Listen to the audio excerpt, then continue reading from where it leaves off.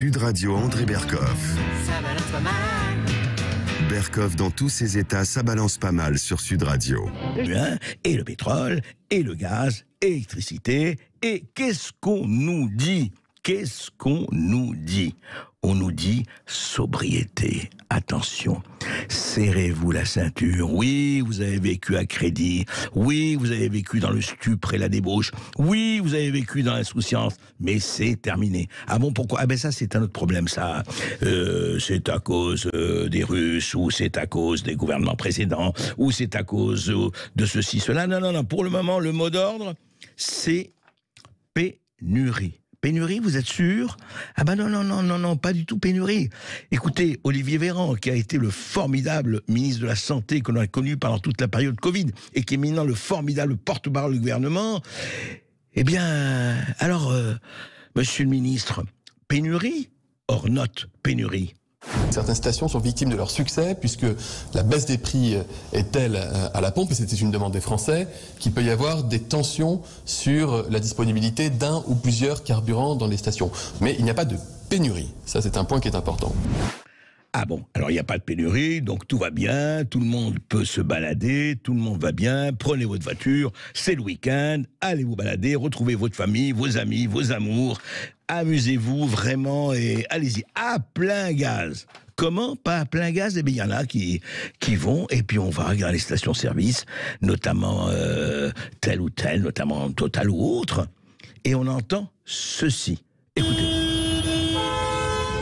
Devant cette station, les coups de klaxon s'enchaînent. La file de voitures s'allonge sur la route. Les employés doivent gérer des clients parfois mécontents, surtout lorsque la station est contrainte de fermer, faute de carburant disponible. Si vous fermez, je ne travaille plus. On n'a pas de carburant. Je suis taxi, monsieur. On paye des charges. On est fatigué.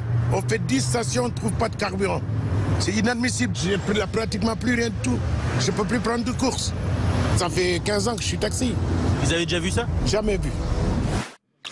Bah oui, jamais vu. Écoutez, soyez un bon citoyen et attendez la voiture électrique. Qu'est-ce que vous voulez que je vous dise, moi, hein? Pour le moment, c'est comme ça, mais c'est conjoncturel. C'est parce que il y a eu un grève dans les stations Total et compagnie ou autres, et puis que voilà, les cuves sont vides parce que tout le monde s'est précipité, parce qu'ils pensaient qu'il y allait y avoir une crise.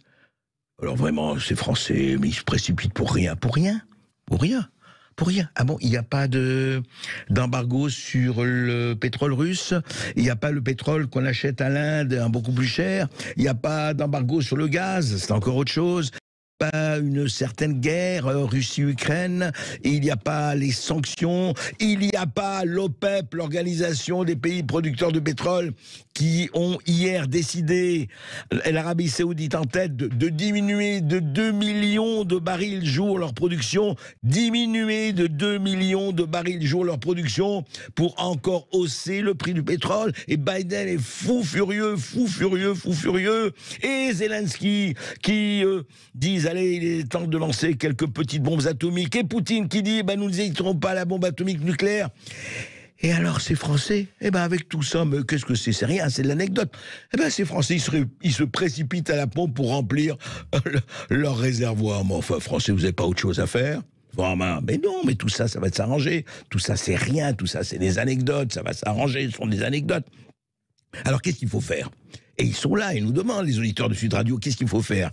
Eh bien, Agnès Pannier-Runacher le dit. Elle dit, voilà ce qu'elle dit, transition énergétique, apprenez à la sobriété. La sobriété. Mais ça veut dire quoi, la sobriété? Très c'est bien. Nous publierons chaque semaine notre consommation d'électricité et de gaz. Écoutez Agnès Pannier-Runacher. Pour atteindre nos objectifs de sobriété énergétique, nous allons évidemment mobiliser les citoyens. Alors, je vais le redire, on ne demandera jamais à des Français qui sont en situation de sobriété subie, qui ne sont pas en capacité de chauffer dignement leur logement, qui comptent pour aller faire leur plein, de faire des économies. Au contraire. Alors voilà un nouveau mot. Écoutez, c'est quand même mieux que les 100 dents de François Hollande, c'est quand même mieux. On dira plus les pauvres. Déjà, comme vous savez, on dit les malentendants, les malvoyants, les personnes de petite taille. Le langage a changé. Eh bien, Agnès Pannier-Runacher, qui est véritablement...